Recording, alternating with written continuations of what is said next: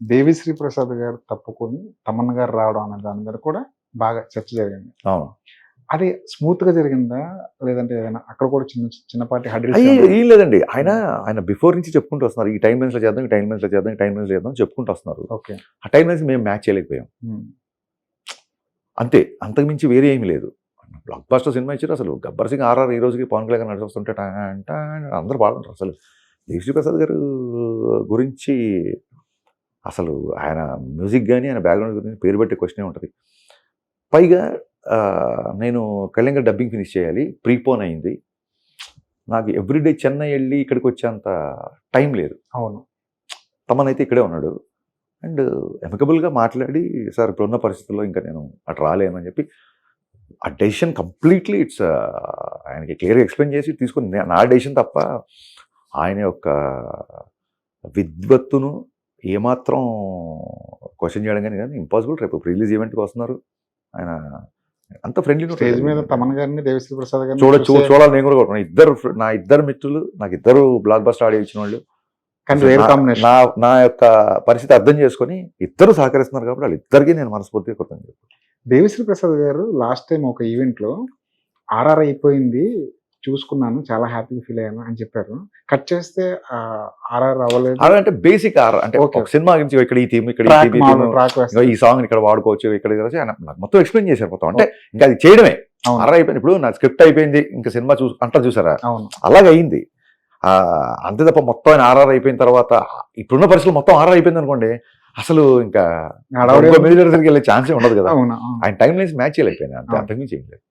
కానీ music director గా తమన్ స్పాంటనియస్ గా మీ సినిమాని, మీ స్కోర్ ని అర్థం చేసుకుని వర్క్ స్టార్ట్ చేయడం అన్నది చాలా అంత ఈజీ ఏం కాదు కదా.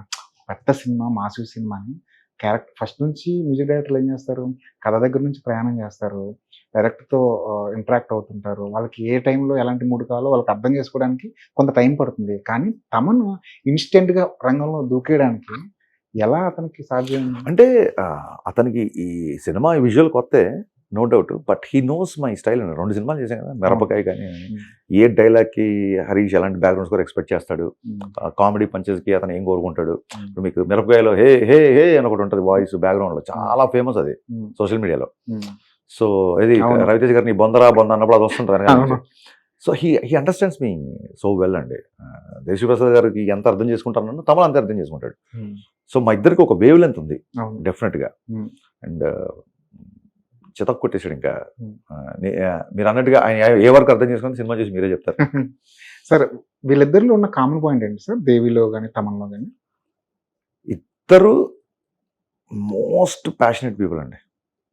అంటే మ్యూజిక్ తప్ప వాళ్ళకి ఏది పట్టదు, ఇంకా మ్యూజిక్ గురించి తప్ప ఇంకేది మాట్లాడరు. ఎంత ప్యాషనెట్గా పనిచేస్తారంటే, టీజర్ ఇంకొక 1 hour టైం ఉంది, 1 hour టైం ఒక్క నిమిషం ఇక్కడ ఇది కొంచెం వినబట్లేదు, గిటార్ వినబట్లేదు, ఈ డ్రమ్ వినబట్లేదు, ఇద్దరు అంతే. లాస్ట్ మినిట్ వరకు బ్లడ్ పెట్టేస్తారు. అది వెరీ వెరీ కామన్ ఇద్దరులో. దేవిశ్రీ గారికి మీకు ఉన్న బాండింగ్ ప్రత్యేకంగా చెప్పక్కర్లేదు, సర్జీ సర్జీ అని పిలుచుకుంటారు. ఇప్పుడు ఆయన హీరో అయిపోతున్నారు. అవును, ఆయన ఎప్పుడు అవ్వాలండి. అవును, లేట్ అయింది యాక్చువల్గా. మధ్యలో మీరు కూడా ఏమైనా కథ రాద్దాం అనుకున్నాము. అది అంటే ఒక్కొక్కసారి ఏంటంటే నేచర్ అన్ని అలైన్ అవ్వాలి కదా. యా, అంటే ఆయనకి భాష మీద చాలా మంచి పట్టు దేవిశ్రీ ప్రసాద్ గారికి. At the same time stage fear ఉండదు. ఆయన స్టేజ్లో రాక్ స్టార్ ఎందుకంటాం మనం, స్టేజ్ ఫియర్ ఉండదు. కెమెరాలు 100 కెమెరాలు ఉన్నా సరే ఆయన 100 కెమెరాలకి సమాధానం చెప్పగలుగుతారు. At the same time very good dancer first of all. So పబ్లిక్లో కాన్సర్ట్స్కి దానికని జనాలు ఎలా ఎగబడతారో మీకు తెలుసు. ఎప్పుడూ ఆయన హీరో అయిపోవాలి. సో ఆయనే డిలే చేసుకుంటూ మ్యూజిక్ డైరెక్టర్ కూడా అసలు ఖాళీగా ఎప్పుడు ఉన్నారండి.